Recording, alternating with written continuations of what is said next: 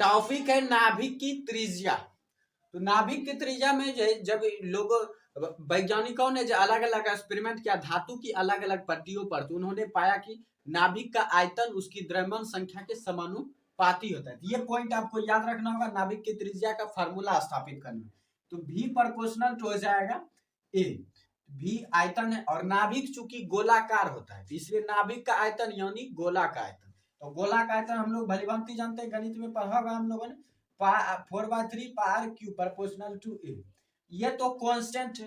तो रियल में अगर देखा जाए कौन किसके समानुपाती है तो आर क्यूब जो है समानुपाती है ए के, यानी नाभिक की त्रिज्या है, नाभिक की त्रिज्या जो है सीधे द्रव्यमान संख्या के समानुपाती होती है। लेकिन ये नाभिक की त्रिज्या नहीं, नाभिक की त्रिज्या का घन है। तो नाभिक का त्रिज्या का जो घन है वो समानुपाती होता है उसकी द्रव्यमान संख्या के। तो अगर आर बराबर जो किया जाए तो जो यहाँ जो अगर प्रोपोर्शनल साइन हटाना है तो एक कांस्टेंट लेना है।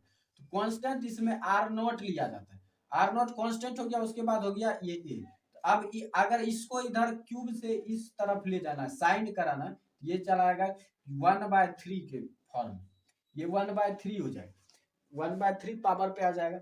इसलिए आर बराबर जो निकल जाता है आर बराबर आर नॉट ए पर पावर जो 1/3।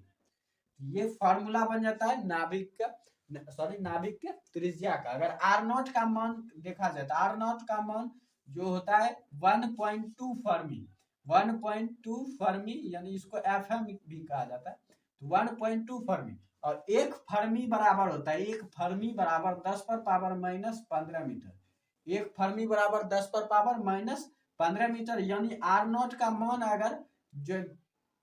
अगर मीटर में निकाला जाए तो ये बन जाएगा 1.2, एक फर्मी के जगह पे लिख देंगे 10 टू द पावर -15 मीटर। तो ये मान जो आर नॉट का मीटर में हो गया और ये हो गया फर्मी। इसको याद रखिएगा और इसको याद रखिएगा, तो इसको याद रखना जरूरी है, बाद में स्थापित कर लिया जाएगा।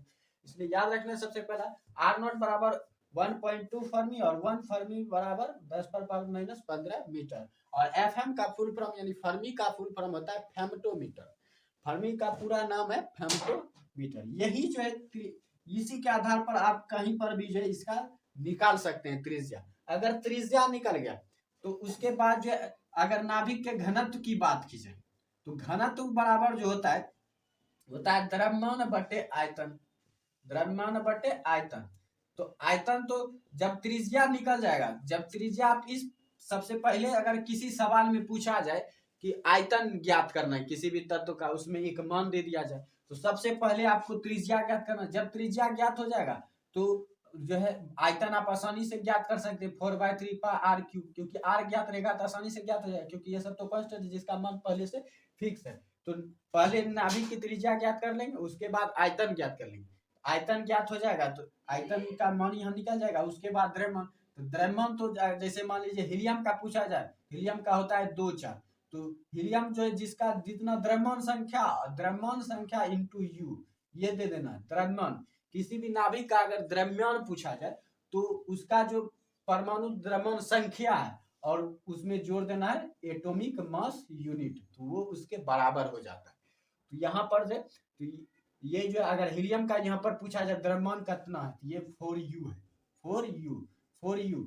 यहाँ पर अगर हीलियम का द्रव्यमान पूछा जाए तो 4u है। u का मान तो आप लोग जानते ही हैं कि 1.6605 into 10 to the power -27 kg ये मान होता है। इससे मल्टीप्लीकेशन कर देना द्रव्यमान संख्या में, तो उस तत्व का नाभिक का द्रव्यमान ज्ञात हो जाएगा। तो उसके बाद बस द्रव्यमान और आयतन में भाग कर देना है, तो आसानी से आप किसी भी नाभिक का घनत्व तो निकाल सकते हैं। ये जो है नाभिक का त्रिज्या और नाभिक का घनत्व टॉपिक कवर होता है। आपको अगर कोई कंफ्यूजन लगे तो कमेंट में जरूर लिख दीजिए।